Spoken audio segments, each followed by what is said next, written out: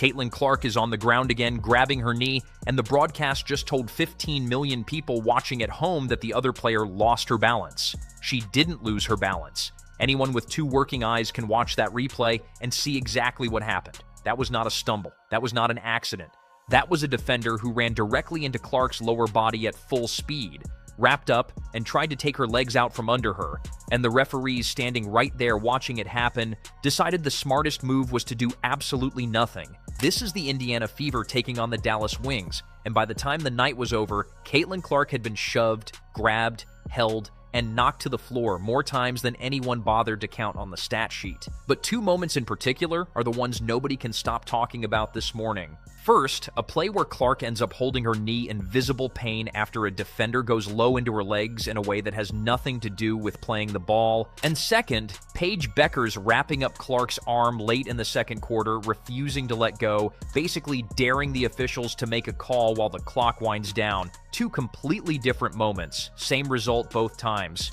The whistle stayed in the pocket way longer than it should have, and by the time it finally came out, the damage was already done. Let's start with the knee, because this is the play that should be getting more attention than it is. Clark is working off the ball, trying to get into a passing lane, and a Wings defender closes the gap on her at a speed that has no business being that close to a standing player's legs. The contact lands low, right around the knee, and Clark goes down immediately. Both hands on the joint, face twisted up in a way that tells you this wasn't a dramatic sell job. You don't grab your own knee like that unless something actually hurt.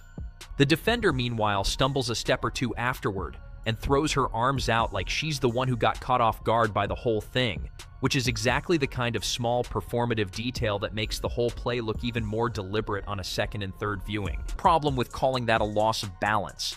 If you watch the footwork before contact, the defender isn't reacting to Clark's movement, she's closing in on it.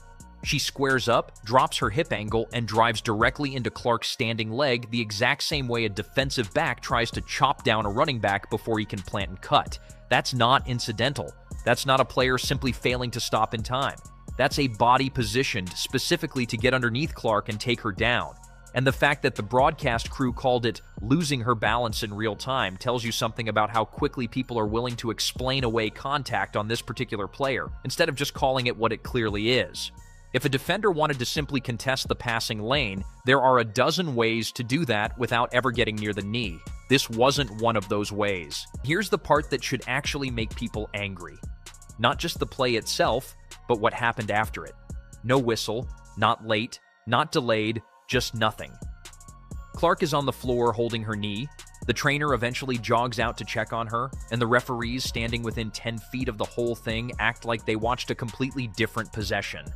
This is a two-time MVP, the single biggest reason a huge chunk of that arena bought tickets in the first place, lying on the hardwood in visible pain, and the response from the three people paid to officiate that exact situation is silence. No free throws, no flagrant review, not even a common foul to acknowledge that contact happened at all.